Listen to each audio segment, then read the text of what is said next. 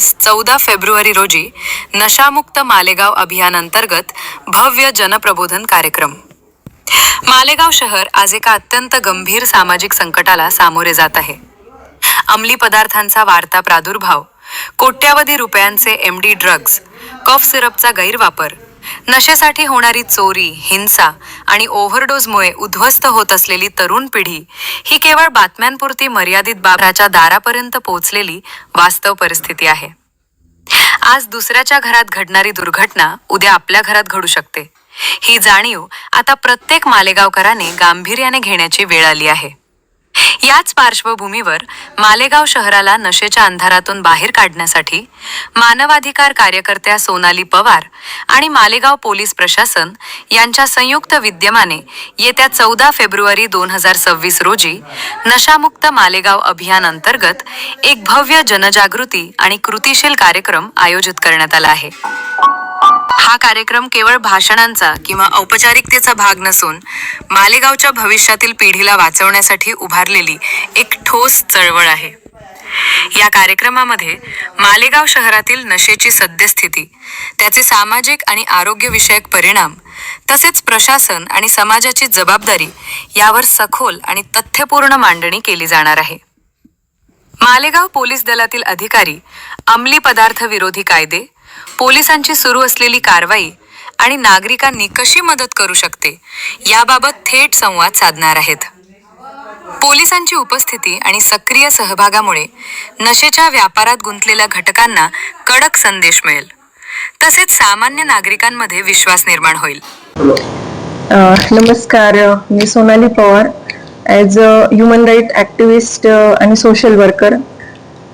मालेगाव पोलिसांबरोबर जी माझी काही चर्चा झाली, मालेगावमध्ये जे ड्रग्जचं प्रमाण खूप वाढलेलं आहे आणि बरीचशी अंडर एज मुलं त्यामध्ये सामील आहेत आणि मालेगाव मधली जी व्यसनाधीनता जास्त वाढलेली आहे त्याच्यासाठी एक संयुक्त अभियान घेत आहोत आम्ही, मालेगाव पोलीस आणि as a human right activist आम्ही सोबत हे अभियान घेत आहोत की हे जे प्रमाण वाढलेलं आहे त्यासाठी 14 तारखेला सकाळी कॉलेज ग्राउंडवरती, पोलीस परेड ग्राउंडवरती आपण अभियान घेत आहोत आणि अभियानाची सुरुवात आणि विषय हा असेल की जे काही ड्रग्जचं प्रमाण वाढलेलं आहे त्यामध्ये कुत्ता गोळी आलं, नंतर ज्या झोपेच्या टॅबलेट्स येतात, कफ सिरप येतात, पेवी स्टिक सारख्या गोष्टी येतात आणि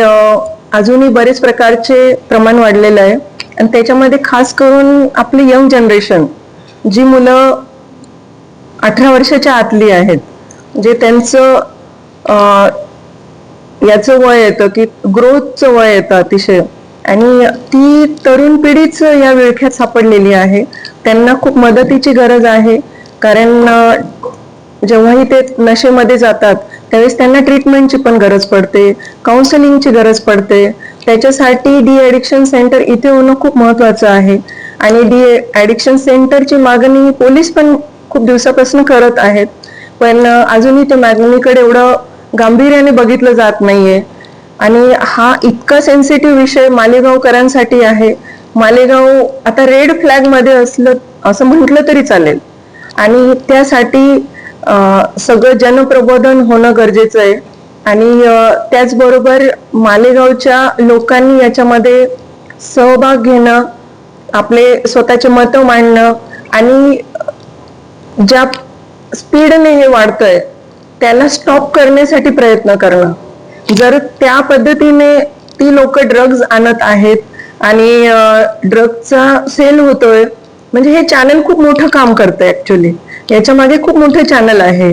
पण आपण जसे नो टू ड्रग्ज, आपण पण जर तसं कार्यक्रम केलेत, कॅम्पेन्स असे घेत राहिलो आणि स्वतः पोलीस पण या गोष्टीसाठी खूप चिंतित आहेत, कारण त्यांच्यावर गुन्हे दाखल केले जातात त्या मुलांवरती, त्यांचं वय कमी असतं, पुन्हा जेलमध्ये गेल्यानंतर त्यांना तिथे वेगळं टॉर्चरिंग सहन करावं लागतं, त्या कुटुंबाला खूप त्रास होतो आणि त्या कुटुंबाकडे बघण्याचा समाजाचा दृष्टिकोन पण खूप बदलतो आणि खरंच गरज आहे त्या युथला, तर त्यांच्यासाठी आपल्याला भक्कम आवाज बनून उभं राहायचं आहे.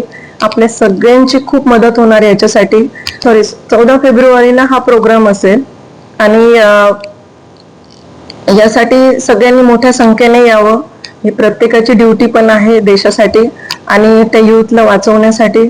तरी सगळ्यांनी तिथे आवर्जून या, कारण मी जर पुण्याहून येऊन माझ्या स्वखर्चाने असे अभियान करते तर नक्कीच तुमच्या सगळ्यांची उपस्थिती अपेक्षित आहे. तर मी पुन्हा सगळ्यांना आवाहन करते की सगळ्यांनी पोलीस परेड ग्राउंड, एकात्मता चौक, तिथे मोठ्या संख्येने उपस्थित राहा.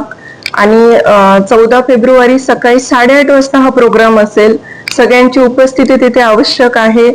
आणि मी अपेक्षा करते, जर मी पुण्याहून हे सगळं करू शकते तर नक्कीच तुम्ही इथे राहून सगळेजण येऊ शकतात आणि आपल्या मुलांचं भविष्य वाचवू शकतात, ह्या समाजाचं, या देशाचं पण वाचवू शकतात.